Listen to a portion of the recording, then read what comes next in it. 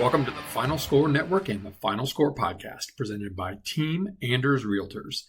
I'm Andy. He's former NCAA student athlete and co-host. Ryan, Cam, two-hand monster flush off the inbound. Ryan, Cam, slam, jam. Oh boy. Find the TFS pod and our playlists wherever you stream your podcast or music. Follow us on X at TheFinalScore35. Oh, and one more note before we get started. I'd like to apologize to anyone I've not offended yet. Please be patient. I'll get to you shortly. Welcome into the 231st edition of the Final Score podcast. First one of the month of July. Wow, that's crazy to say. June went by quick. We're already halfway through the year.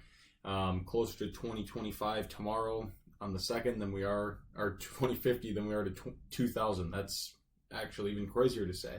Lots happened in the world of sports. Tigers still the top team in the AL, tied for the best record in baseball, playing good ball. 11.5 game lead as we speak.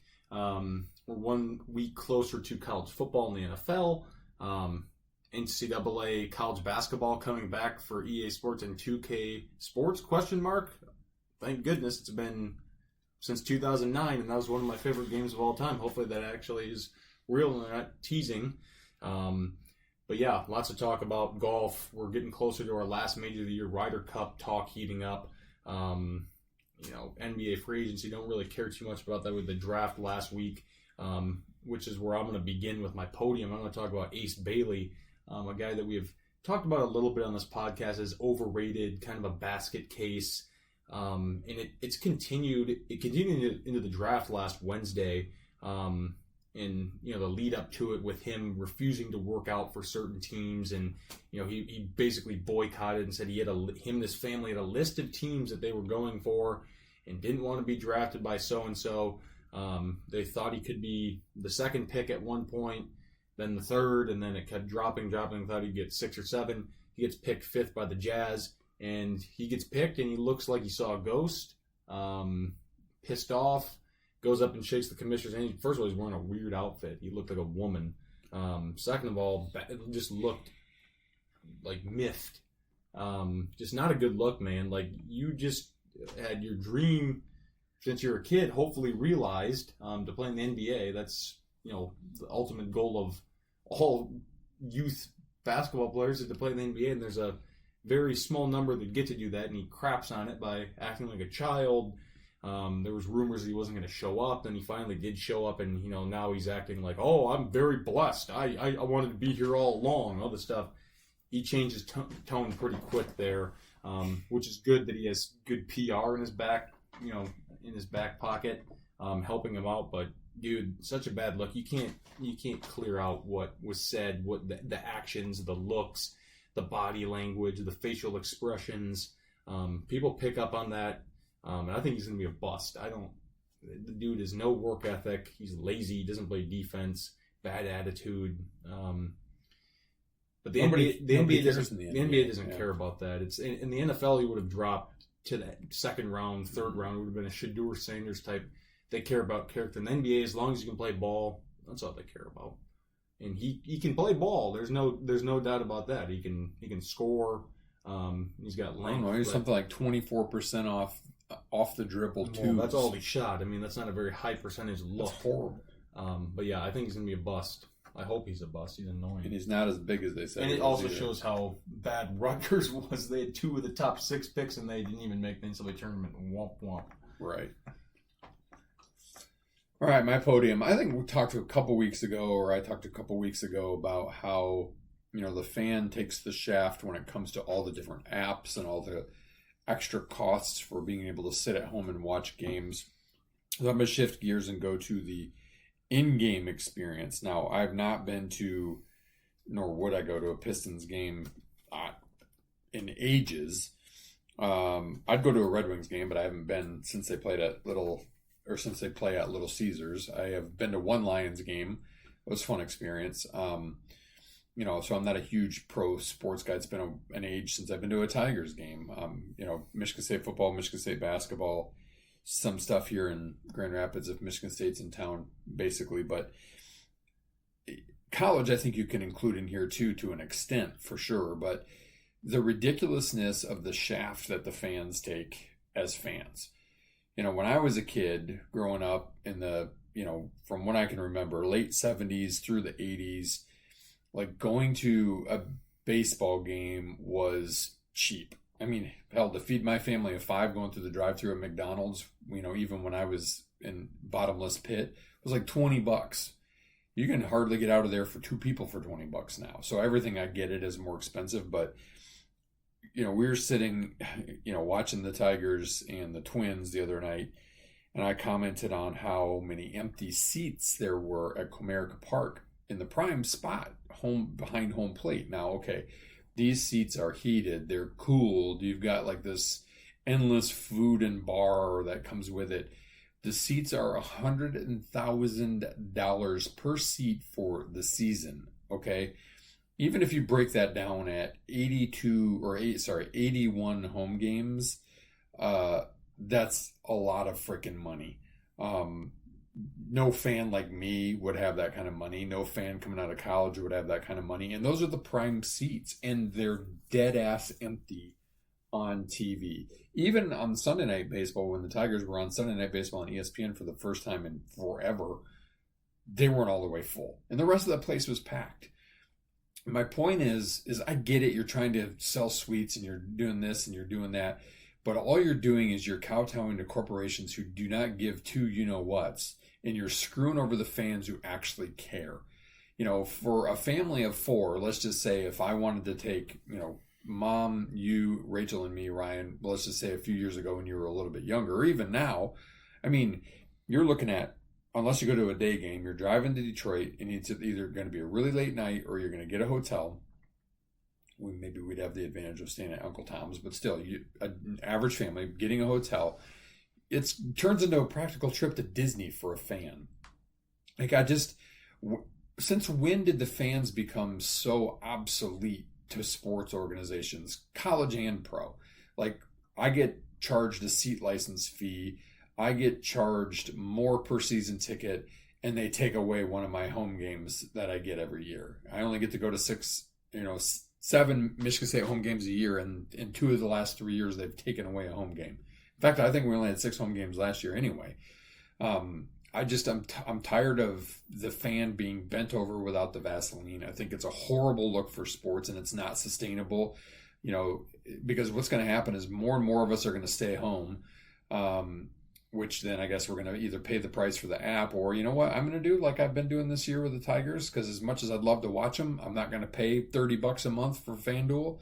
I sit out on the deck and I listen to them on the XM app that I pay for at $10 a month, and that's good enough for me. Like, the leagues, college sports, all of it has to figure out, stop escalating the cost of paying for salaries of players and coaches, normalize that, and stop gouging the fans to get the best product that you can get. The fans should have nothing to do with the product. The fans should be there to celebrate the product and give you an advantage. It's just, it's disgusting. Yeah, I mean, it's, they gouge you at home too with, you get to Peacock and FanDuel. Yeah, that's what I'm saying is, I mean, being a sports fan is not cheap. It's just like being a golfer is not cheap. Everything's so damn expensive, and it's not. I get there's inflation and that kind of stuff, but we're not talking about inflation. We're talking $100,000 for season ticket, a season ticket, not a pair. Even for a pair, that's ridiculous. But $100,000, that's clearly geared towards a corporation. And half the time, the corporation doesn't give the tickets away because nobody wants to go. So give them to the people who want to go. Fill those seats. Like, that's what you want seen on TV. Who cares about the cheap seats out in the outfield on TV? If you care about the TV optics of it, it's just a bad look. It's a bad look for sports that the fans don't matter to anybody at any level anymore. We don't matter except for our wallets. Yep, 100%. Yeah, and I think, to be honest with you, it's only going to get worse. All right, we head to our out of bounds this week. Oh, just a familiar culprit we have here. Our friends down the road in AA. They're back in the news with another scandal, adding on to one. Jim Harbaugh, Ward Manuel, you're up. This is the title of this article, NBC News. Former University of Michigan coach Jim Harbaugh named in class action suit against Matt Weiss. If you don't remember, Matt Weiss, former offensive coordinator for Michigan, computer crimes, hacked into computers, was looking at explicit images, stealing these things, millions upon millions of them, and doing this in Schembechler Hall. And he got caught by the FBI, and then they just found out that Harbaugh, apparently, he's named in this lawsuit, all this stuff, he knew about, the ongoing investigation. He claims he doesn't remember or didn't know about it. Right, what could be going on, lets him coach in the Fiesta Bowl in 2022, which they end up losing to TCU, which is pretty funny. Good Lord. And Ward Manuel knew about it. Santa Ono, they're named in there as well. When does it stop? I mean, and this is aside from the cheating part, which this of is just course being a human being. People want to argue that everybody steals signs. No, the way Michigan did it, they cheated. Period. I don't care if people steal signs. The way they did it, they blatantly cheated. They put a coach dressed up on Michigan State's sideline, Halloween costume. They cheated. So just own it. Don't excuse it by saying other people do it. Not other people don't do it the way that you did it, which is cheating. And then much like the doctor scandal, which I've talked about before, we've talked about on the podcast, that just never really came to fruition. You've got this now, and knowingly, all these things that have knowingly, recruiting violations, whatever. Everybody has recruiting violations. Michigan State's up for some, whatever. That part I don't think is as big of a deal. The big deal there with the recruiting violations with Harbaugh is repeat offender, and he lied about it. Like he said he didn't do it, or he didn't recall it, or didn't know. Like he's pretty good at the I don't recall response. Well, that's what they do though. And the problem is, A, if you really don't, where's the lack of institutional control? But B, I say bullshit, because there's no way you didn't know what was going on. There's no way you didn't know about Connor Stallion. There's no way you didn't know about Matt Weiss. What did he know? What did he have? What did he have access to? Anybody who again, I talked last week on the pod, like, don't hold your breath that anything big is going to happen. But the more that this goes on, at a minimum, at least it's a really nasty black eye for people who are, quote, beloved by Michigan fans. And it should be a very stark reminder to be careful who you root for, and to be careful who you trust, and to be careful who you put all your eggs in their basket. Yeah, in this article, it literally says, alleging that he neglected responsibilities in his role as Weiss's supervisor and the head of the football program. Complaint alleges that Harbaugh failed and refused to implement basic security measures to Weiss in the football program. That's lack of institutional control. Obviously, You just said that. Obviously, it's obvious that he had no control. He didn't care, because they have all of these issues. He's had all these, assistant coaches that have had problems.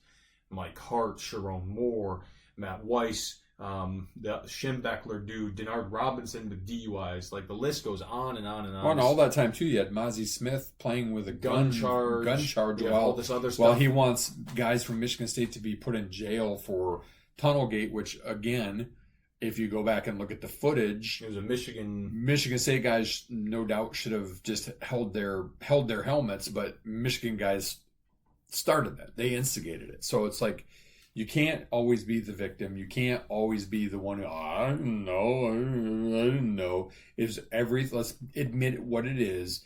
Everything you could do to win a championship so you look like a hero to your fans. That's all it was. By any means necessary. Yep. I'd like to say I'm surprised, but I'm not. Here's my last thing on this. If this was Michigan State, every media outlet would be camped outside of the Michigan State football building, waiting to smear Michigan State. Where's the outrage and cry for Michigan? Apparently, this was behind a paywall when it came out on Friday. The blue wall blocks again. Ridiculous behavior. They deserve whatever gets thrown at them, because it's insanity. Like, at this point, it's comedic. and it's sick. It is. At the same time, disgusting. it's awful. It's criminal. This isn't about football. This is literally criminal. It's crime. Yes. Imagine if the foot was on the other shoe, or if it was Ohio State or whatever. So scandal you down the road. All right. We will get back into our par 3 segment that we've been doing here for a few weeks. Before that, Shot 1 is presented by North Sports Group. NSG is a boutique agency of experts with 30-plus years experience in sports sponsorship and much more. Learn more about them today at northsportsgroup.com. We head to the world of golf as we have for a long time here in the first shot. The Rocket Mortgage Classic. Highest viewership ever in that tournament's 6-year history. I think this was the 6th year. Next year might be the last, by the way. They're putting it later because of the renovation going on at DCC. What a finish. Another playoff. That's the second playoff in the last 3 years. Ulrich Potgieter. Second playoff in 2 weeks on the tour. Right? Yeah, it was a good one. The PGA Tour viewership is up something fierce. And here, this goes to show you, you don't need the guys that went to live to make people like. If the golf is playing, if the golf is compelling, and it doesn't matter. If the golf is compelling, it doesn't matter. And you had a 40-year-old, a 30-year-old, and a 20-year-old in the playoff. 6-time winner, 0-time winner, 0-time winner. And it was a good tournament. We didn't get to see a ton of it because we were playing a ton of golf this weekend. I especially was hitting like 3 times the amount of shots that I usually hit. But yeah, I mean, it was fun to see. This guy leads the tour, I think, in average ball speed. He smokes the ball. 20 years old. He had missed South a lot African, of cuts right? going here. He kind of blew it in Mexico earlier this year, but yeah. Well, remember he lost on a really lucky bounce off the cart path. Yep. But 3-man play of Max Grayserman. He's had 4 runner-ups in the last year. I think he'll win something. I think Chris Kirk kind of out of nowhere. He's not really had a good season, and he plays 2 of the holes in the playoff and went to 5, which is wild to say. 5-hole playoff. Could have kept going too. They could have played another 18 with as dark as it is in Michigan at that time of year, or light as it is, I should say. I think people scared of what happens when, like you said, big names aren't playing this. You see guys that could be up and comers on the tour. Potgieter, is he the next? Dude hits the ball a country mile, swings hard. He's not a great putter yet, but I think he'll get there. Grayserman, he's kind of a journeyman. He's had a good last year. Jake Knapp, he's younger. He played really well. Michael Thorbjornsen, he's young, just turned pro last year. He's up there. He's been solid since he joined the tour last year. Nico Echevarria. I mean, Matsuyama, Morikawa. There's some other good names that were. And you supplement with a few major winners and Fitz. He was up there. Morikawa had a decent week. Minwoo, Hideki. There's some decent names. Ben Griffin played well again.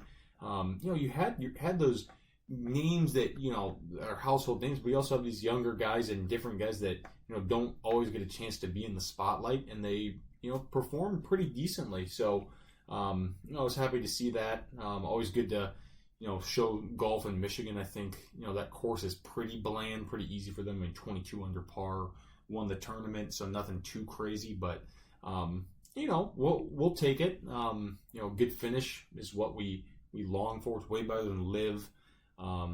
So yeah, I was happy with that. Our picks this week not good. Both missed the cut. Alex Noren, I felt like could have been a dark horse, and he played bad. Cam Davis had won there twice. That you picked, and no dice. Cut too. And that's really all I have Rocket Mortgage wise. Happy with how that went. Showed out for the city 3-1-3, and we head down to Silvis, Illinois, the Quad Cities John Deere Classic. Just another one of those tournaments that doesn't necessarily attract the big names, but a classic PGA Tour event. We always make a point to watch. It's always around the 4th. Beautifully green golf course, thick rough, a little bit of water, hilly, beautiful. Would love to play there sometimes. Actually, not that expensive. I think it's under $200 for a PGA Tour course. Not bad. We've been in that area before. Not the best, but very boring. But some decent names playing in it. But the guy I'm picking, there have been 9. You believe that? 9 first-time winners this year. on tour, and I think we're going to make it 10. Denny McCarthy comes through. Lee Harvey, as they call him. He looks like him. He does. I think he gets a dub or plays well at the very least. His record there, pretty darn good, and he's a birdie machine. This is a course where guys can kind of get after a little bit and score. So I think that he's got a nice chance this week. Have I picked Griffin yet? I think I have. Yeah, you have. Well, yeah, you have. Okay. I'm gonna go with Luke Clanton. Another young buck. He played really well last year. Actually, was a runner-up and as an amateur. All right, I like that. I like that pick. I think he's a guy that people should really keep an eye on here moving forward. In the golf world. Yeah, looking forward to watching that this weekend. Let's talk some golf we played this past weekend. Just we don't have to go into the details about how we played in some instances, but about the courses, since we played courses we never played. First course, we played the Golden Fox at Fox Hills in the Plymouth area. Arthur Hills track. It was a good track. It wasn't one that I would necessarily want to play all the time, but it was good. Very hot.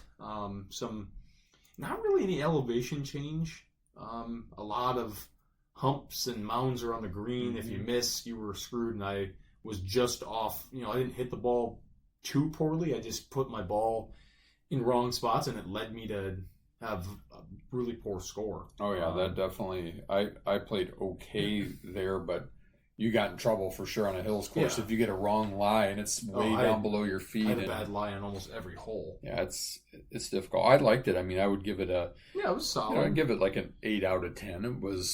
It was a course I wouldn't go out of my way to go play again, but if I was on that side of the state, or if I lived there, I would play there.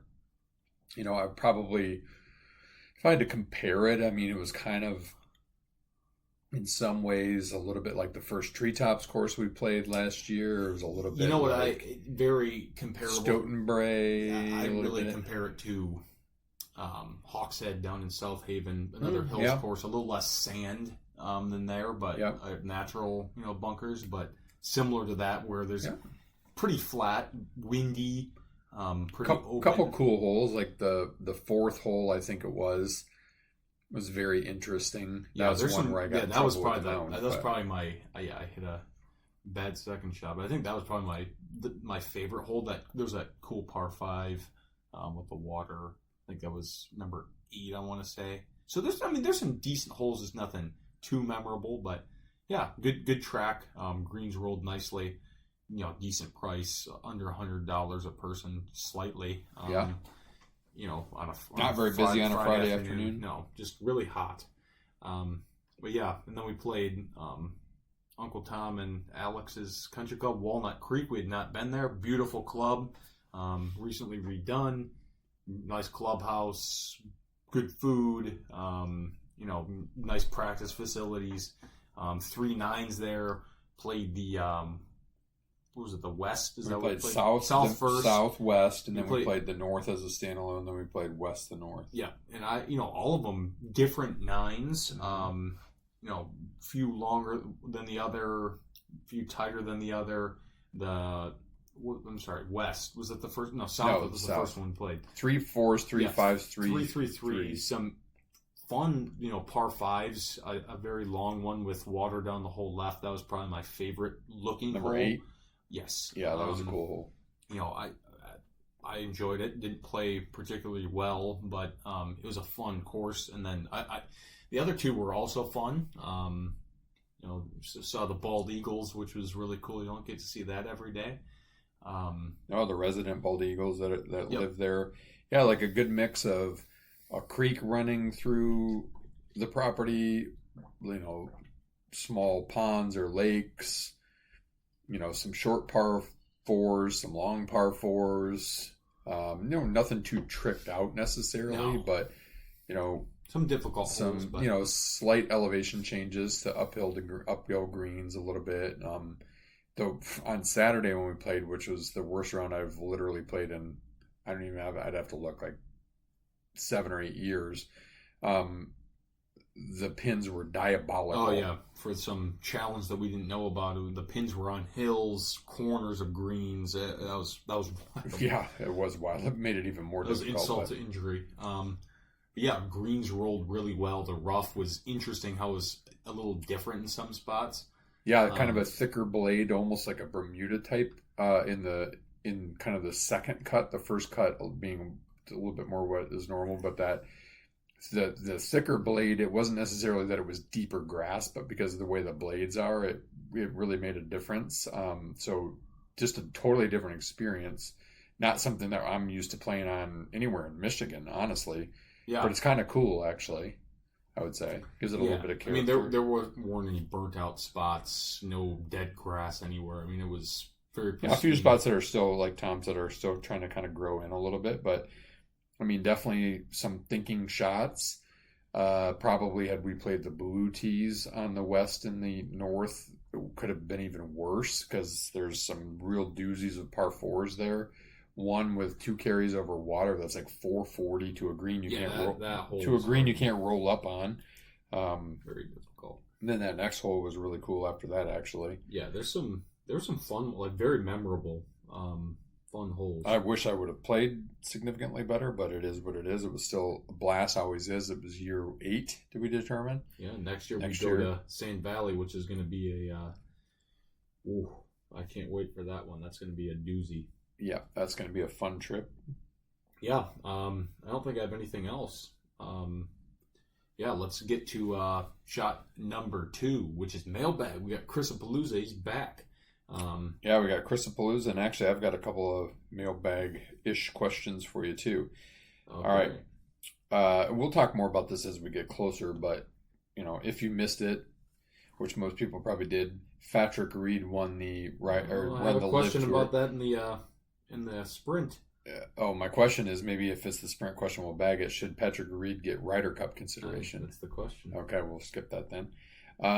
Okay, so here's another one in the golf world that was a mailbag question. Don't know if you saw it, if you saw the video of it. Padraig Harrington, who won the senior U.S. Open, was beyond PO'd at Roger Maltby for not helping him look for a lost ball. Confronted him kind of after the round. Blah, blah, blah. He later apologized because Harrington's a good dude and Maltby's a really good dude. They're both really good guys. So what's your take? Was Maltby wrong to not look for the ball, or should Padraig, that's what his caddy and the other guys around him for? Roger Maltby's out there to be an on-course commentator. He's not out there to be a friend and, go searching through the woods for someone's ball. He also was like, there's no way you were going to find it. So you get 3 minutes, and it's not his job. He's not the caddy. He's not the marshal. He's not the, even he's not fans that are nearby. Just because he might have had a line of sight on it doesn't mean he's going to be able to find it. I don't think he was wrong. He was there doing a job.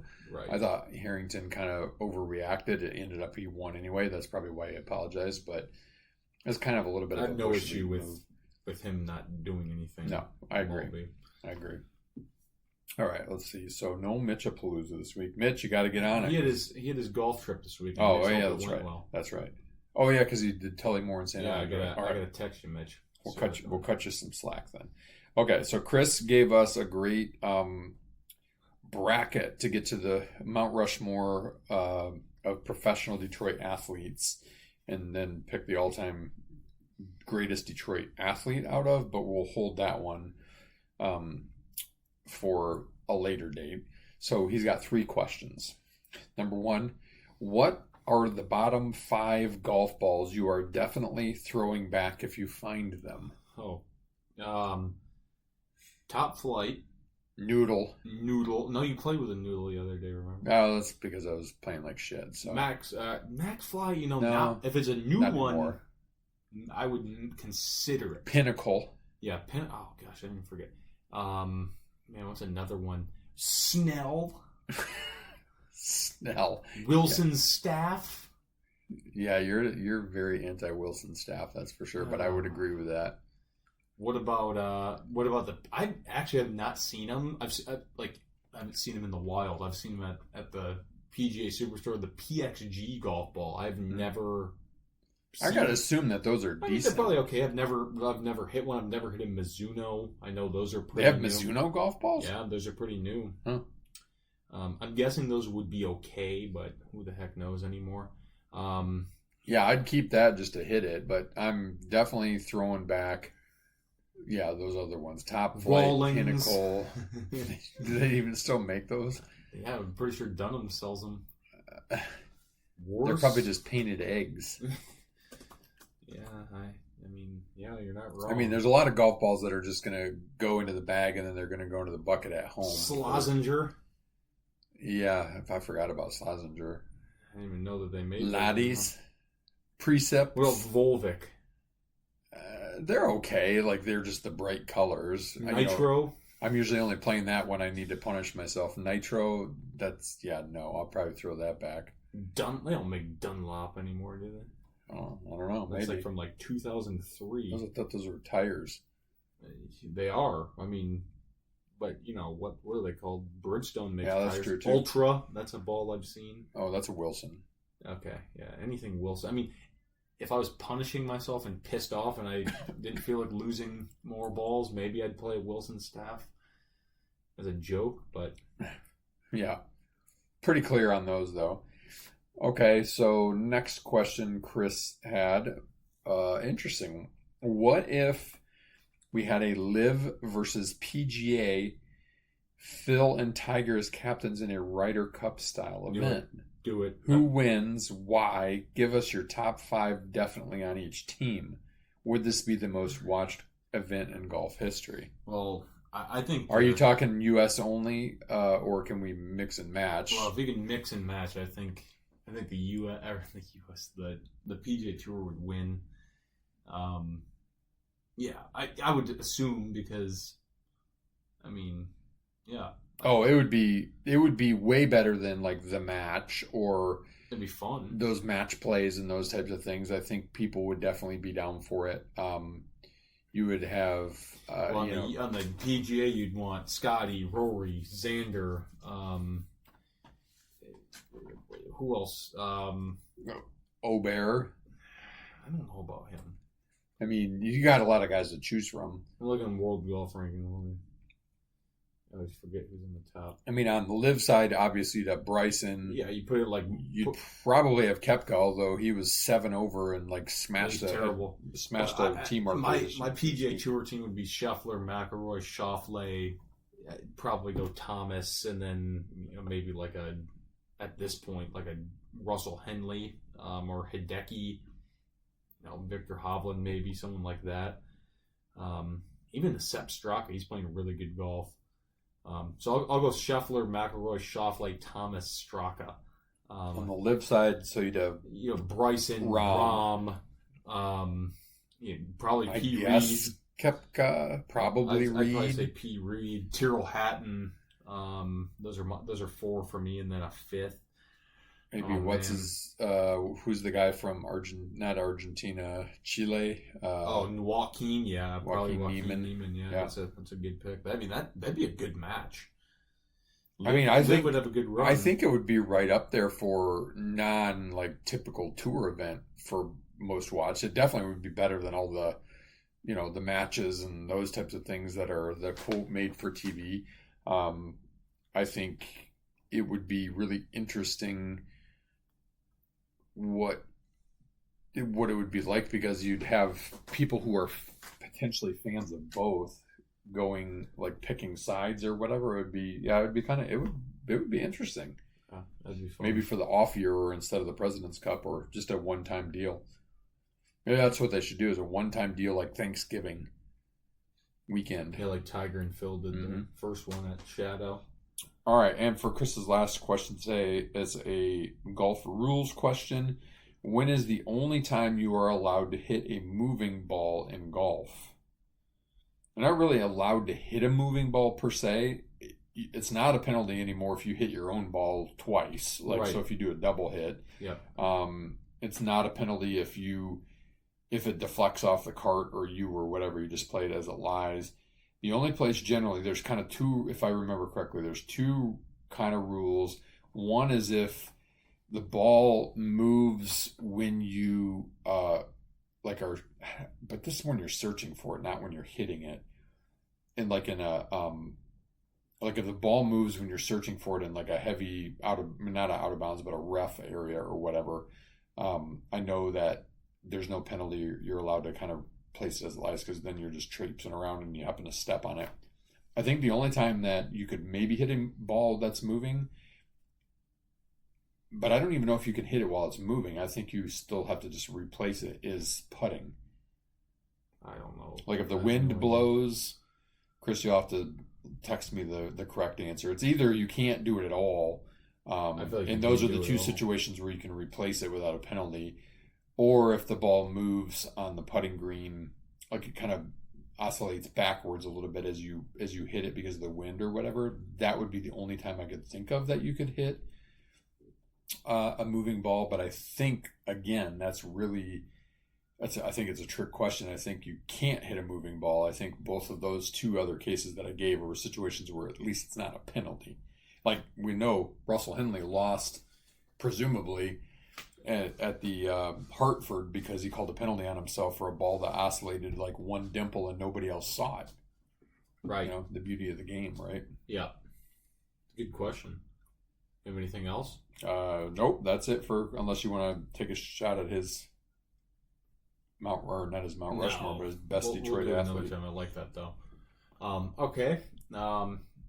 Before shot 3, a word from our presenting sponsor. Team Anders Realty will help you find the home that fits your wants and needs, and they make the process simple and fun along the way. The Anders have served thousands of clients for 30 plus years in the West Michigan area and are here to serve you today. Learn more at teamanders.com.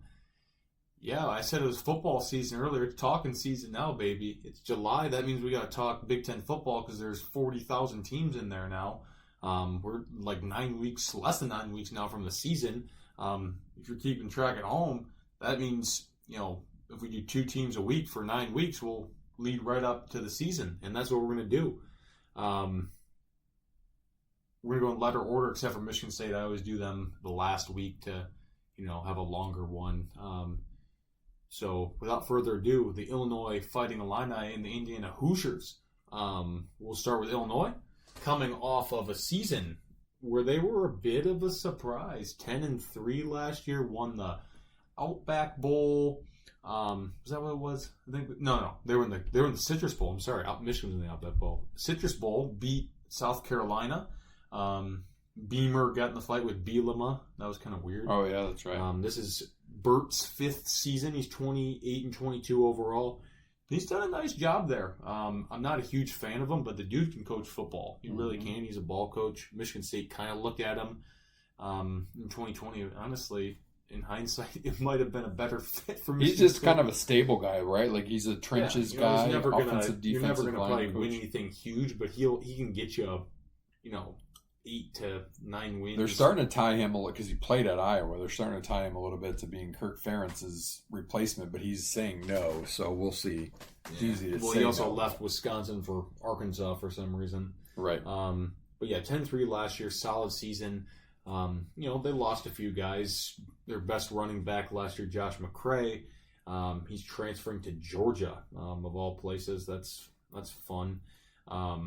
He was pretty solid last year. 609 yards, 609 yards, 10 touchdowns, and a receiving touchdown. So, a solid season. He's off to the Bulldogs. Zachary Franklin, receiver. He was like 38 years old.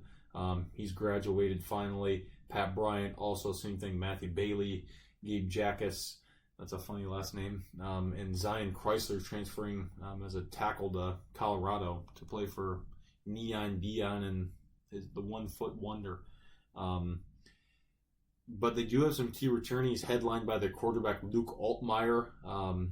This was his second year in the program last year, coming into his third. He was pretty solid last year. 22 touchdown passes, 6 picks. A little over 2,700 yards passing, 61% completion. He showed off some running ability as well. I'd put him as a top 5 quarterback in the Big Ten right now. He's a heralded recruit going to Ole Miss. Didn't really work out. He's done pretty well for himself in Illinois. Hank Beatty, receiver, he's back. You know, he was pretty solid last year. He had almost 300 yards and a touchdown. Pretty solid. He's their best returning receiver. So I would expect him to be a pretty big target for Altmaier. Caden Fagan, running back, he was kind of their 1A last year. You know, decent season for him as well. He had 3 rushing touchdowns and 1 receiving touchdown, a little over 300 yards rushing. He'll kind of carry the load for them, I would guess, in that backfield. Other guys returned: Gillen Rosiak on defense, Miles Scott, Xavier Scott, their brothers. They returned 16 starters in total, so that's a lot for the transfer portal era. They have a dirt easy schedule. Yeah, too. I mean, their schedule is quite Western easy. Illinois, Duke, and Western Michigan for starters. Yeah, And then one of the easiest pretty easy conference Big Ten. schedule. I mean, they get Ohio State at home. Got to go to Washington. They get USC at home, and they go to Indiana. Those are probably their toughest games. Yeah. Illinois, not a great recruiting class. They're 49th overall. Got some transfers in there as well, 18 of them. Kind of their headliners: Justin Bowick, he was at Ball State. Leon Lowry, he was at Wisconsin. Also got James Thompson from Wisconsin and Kurt Neal. So 3 Wisconsin guys. Interesting. Hudson Clement, receiver from West Virginia. And their best recruit, Grant Bierman, he's a 4-star linebacker from Ohio. 6'4", 220. It's a big fella. He's kind of their headliner. Then a bunch of 3-star guys. You know, typical Illinois stuff there. But yeah, their schedule is pretty easy. I'd say. I mean, Western Illinois got the win in that. I think Duke on the road's a tough game. Duke was kind of another surprise team last year. They brought in some decent guys in the portal. I think that might be a game they kind of slip up in early. Yeah, could be. You know, On paper, it doesn't seem like much, though, when it's not basketball. I mean, Western, you know, easy. At Indiana, that's a tough early game. Then USC could be a decent team. You know, good coach in Lincoln Riley, but is he really that good? Purdue. But yeah, I mean, I'll go through wins and losses. I have win against Western Illinois, loss against Duke, win against Western, win against Indiana on the road, losing to USC at home. I think it'd be a close one. Beating Purdue, losing to Ohio State at home. They struggle. The Illabuck, the Turtle Trophy. They go to Washington. I have them winning that. I think that's a swing game for them. And then I have them finishing on a 5-game win streak. Rutgers at home win. Maryland at home win. 2 teams I don't think very highly of. At Wisconsin, also don't think very highly of them. And then Northwestern to finish like usual. That's 9-3, folks. Back-to-back years for Illinois football. 7-2 in the conference. We need to print our helmet schedule so I can, because I have not looked at their, and I have to compare my picks. So I'll have to give you my pick for them next week. Yeah.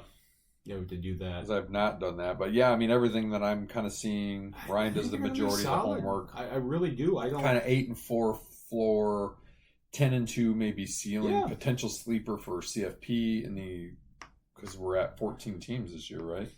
Didn't think we'd be saying that about Illinois. Yeah, I think that they could be a sleeper if they favorable schedule. They beat a USC and go 10-2. Maybe they got an outside shot at it. Who knows? They got to get better on their defensive line. I mean, to be able to defend power run teams. I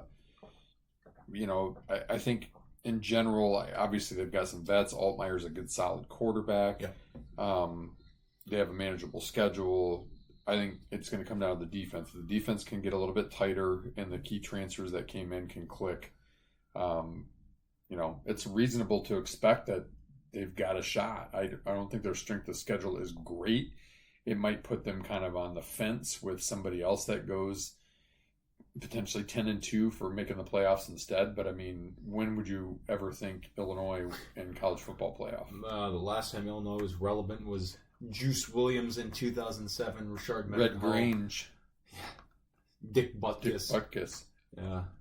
It's been a while, so good on Illinois for trying to get back. So you got them going 9-3. 9-3. I'll give you my pick next week. I don't have their schedule in front of me. Yep, 9-3. I could see 8-4, 10-2. And injuries obviously happen. That's hard to crystal ball just a little bit. But yeah, I think they'll be a solid team, and Burt, continues his winning ways. That's Illinois. Let me know if you have any other thoughts on them. Anybody else that's listening to this thing. Then our second team of the day, the Hoosiers, the Fighting Signettis, fighting Alex Gams, coming off of probably, I would rank it as one of the more improbable turnarounds in my lifetime. Kind of a worst to first type of thing in college football. CFP. And they had a chance against Notre Dame in that game. Didn't play well, and they still almost beat them. Right. You can't make that up. I mean, this dude comes in. We're like, oh, who's this clown? He's talking up Michigan, Indiana, or Ohio State, all these teams, and they go 11-2, finish top 10 in the AP poll. First ever 10-win season. Best season they've ever had. They're one of the losingest college, like big Division I college football programs of all time. Yeah, just like awful. Their win percentage is terrible. Yeah, just usually an awful program, and they sure proved us wrong, and me especially. I think I had them going like 3-9 or 4-8 last year. Kurt Signetti, season 2, dude is a psychopath. They love him there. He's a winner. Indiana's a football school now, apparently. Alex said they've like record season ticket sales too, which is great. That's awesome for them. And you know, they lose a good amount. I mean, Kurz Rourke last year, you know, he's solid coming in. He was good at Ohio. How does that translate? I mean, the dude was pretty spectacular. 29 touchdowns to 5 picks, 3,000 passing yards. You know, could do it a little bit with his legs too if he had to. He was dinged up. He played with a torn ACL for a lot of the season. He was still that good. That was impressive for him. You know, they lose one of their top backs, Justice Ellison. You know, he was pretty solid last year, about 850 yards, 10 touchdowns. Also a bit of a receiving threat. Donovan McCauley, big receiver. He didn't play a ton last year. Kind of sat out. He's transferred to Michigan, but he was kind of a key guy at 6'6", dual threat. Could play a little wildcat quarterback if he had to. Miles Price, solid receiver. Jalen Walker, CJ West, little guy that was on the D line for them. He ended up being an absolute beast for them last year. 8 tackles for loss, 2 sacks, and 40 total tackles. So, you know, solid dude. They lose him. They also lose James Carpenter, who had transferred over from Michigan as well, I believe, if I'm not mistaken. Maybe not. I don't know. It might have been James Madison, but he was solid. Another good D lineman. But they do return some solid guys. Kalen Black, pretty solid player. Elijah Surratt, one of the better receivers, I would say, in the Big Ten. He was really good, impressive when Michigan State played them last year. Very hard to guard, big guy. You know, he had almost 1,000 receiving yards and 8 touchdowns last year, just shy of it. So he's very solid. Omar Cooper, another solid receiver. On the defense, Aiden Fisher, D'Angelo Pons, that's a first team, second team All-American guy. He was very, very, very solid for them last year. 57 tackles, 5 tackles for loss, 3 picks, 1 was for a touchdown, and 9 pass deflections. Really solid. Mikel Kamara, another guy that's, you know, potential All Big Ten, All-American guy. 47 tackles last year, 15 of them were for loss, 10 sacks, 3 fumbles recovered, 2 forced fumbles. Pretty big force that he's definitely transferred from James Madison. I remember that name.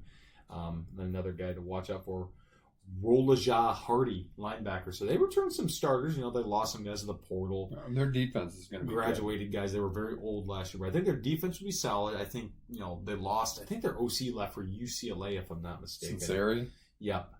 Yeah, but they kept their D coordinator. Yeah. So that's good. And they got good recruit. I mean, Indiana, number 39 recruiting class, 22nd transfer. I mean, that's pretty solid for Indiana. It's only going to get better, I think, you know, as time goes on. You know, looking at their new faces, who's going to be good. Fill a hole on the offensive line. Pat Coogan, he was at Notre Dame, he was a starter. Pretty solid guy. Lee Beebe, decent guy from UAB, running back. Hosea Wheeler, defensive tackle from Western Kentucky, big fella. Mekhi Jackson, he's going to be a freshman. Kind of the headliner of the class, Fernando Mendoza, quarterback from Cal. They think he could be one of the top 10 NFL quarterbacks for the draft next year. He's decent at Cal on not so great a team. Roman Hemby, if that's a name you recognize, if you're a Big Ten guy from Maryland. Pretty solid running back. He's been dinged up lately, but big back. I think he'll fit well in that system. Khalil Benson, big offensive tackle from Colorado. When I say big, he's real big. Let me find this dude's weight and stuff. Holy mackerel, where is it? I would say their transfer portal actions were again a strength, for sure. 6'6", 305, big fella. But they lost a lot. Like their offensive line, they've got some guys coming in, but they've got to piece that back together. They really have to piece an offense back together. Again, their defense will be good, but their schedule is way harder, and they're not going to sneak up on Byron Baldwin. Also, he's their top high school guy, 4-star safety from Baltimore area. But yeah, I mean, you look at their schedule. Their non-conference is an absolute cupcake. I mean, they play Old Dominion, who has been pretty terrible. They've been good in one FCS? Not really. I thought they were. They've been in the FBS for a few years. Kennesaw State, whose last year was their first year in the FBS, not good. Indiana State, obviously FCS school. Illinois, I have them losing that, but I think they very well could win that. Then they go to Iowa. This 3-game stretch for them is very tough. Illinois at home, at Iowa, at Oregon. Mm-hmm. They also have to go to Penn State, right? They have to go to, and then they play UCLA and Wisconsin. They got to go to Penn State. This is a team that I think that they're high beta. I think that they could go 9-3, 10-2. They could go 6-6. But I have them kind of right in the middle there, 8-4. Their losses, I have them losing to Illinois. I have them losing 3 in a row actually after a 3-0 start. Illinois at Iowa, which I think they can win. Iowa's a very interesting team to me. Don't know how they'll be. Oregon's going to be very tough for them going on the road out there. No one from the East Coast does well with that. That's a key. And then Penn State on the road. That's key for them to figure out. Like, was last year truly lightning in a bottle, or do they have a chance to make some continuity? Stabilization? Can they win? Can they be good when they're supposed to be good? Yeah, can this formula work for them of the rebuild through the portal with a little bit of recruiting here and there? Because this has happened. I mean, you remember 2020, they were, a heartbeat away from a Big Ten championship. Michael Penix was really good. Then the next year kind of gets hurt. It's a little dicey, and they have a really bad season, and it kind of leads to the downfall of Tom Allen. We'll see if, I think he's a psychopath, but I think he can coach. Yep. Signetti. He can absolutely coach. He knows how to get the most out of his guys and, have them peak when it's game time. Kind of like D'Antonio a little bit. A little fiery, more of a fiery version of him, but I'd say very similar to a program stabilizer and a guy that's going to get the most out of his players and the most out of the talent on his roster, even though it's not necessarily that of an Oregon, a Penn State, an Ohio State, a Michigan, in the recruiting numbers, but he finds talent and can, coach him up and get him to where he wants him to go. So, two interesting teams. I never thought I would. A year ago, if you would have told me Illinois and Indiana would be, top third of the Big Ten potentially, I would say you're on crack. Yeah, dark horse candidates for the CFP. Yeah, and they both clearly are, and Indiana's already done it. Let's see if they can do it again. Yeah. But excited to see how both of those teams do. And we'll bring you more next week. Sneak peek. We got Iowa, and we got Maryland. Maryland's going to suck. That's all I'm going to say. All right, let's sprint this baby home. Heard this on a podcast, so I thought it was a good question to ask. PGA Tour player that flies most under the radar. PGA Tour player that flies most under the radar? Yeah, currently. I mean, I think in a lot of ways, for me, it's Henley. I mean, I think it's just easy to overlook him because he's just kind of solid and steady and he doesn't do anything flashy. And I think sneakily he's having a heck of a good season. Could make the Ryder Cup. Yeah, my guy's similar. Another dog. I'm going to go with Harris English. Quietly putting together a really nice season after being out for a bit with the hip injury. All right. Best logo in the Big Ten, aside from Michigan State, of course. Ooh, best logo in the Big Ten. Well, you want to go like original Big Ten, or you want to go like any of them? Any Big Ten. I'm going to go USC. I'm going to go Washington. I like theirs. The Huskies. Yeah. Does P. Reed have a chance at the Ryder Cup? Sadly, yes, because he's a fiery competitor. I mean, I think he can definitely get under the skin, under the skin of the Euros. But the problem is can he get along with his teammates? Yeah, that's my issue. I think that he clearly has what it takes with the talent. The putting is something that he's probably one of the 5 best putters in the world right now.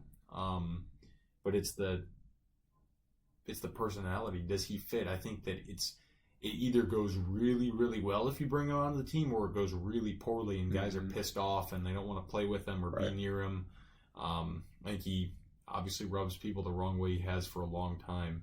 He did that in, I think it was Paris, one of the last times he played in the Ryder Cup. And it was kind of a weird thing. But he'd get under the skin of the Euros. You know that damn well. Yeah, that's for sure. You put him and Patrick Cantlay, bring those 2 guys in there, holy moly, there might be a war. World War III might break out. Then saw this on TikTok. Thought it was a good question. Best memory as a Michigan State fan? Oh, man, there's actually been quite a few over the years.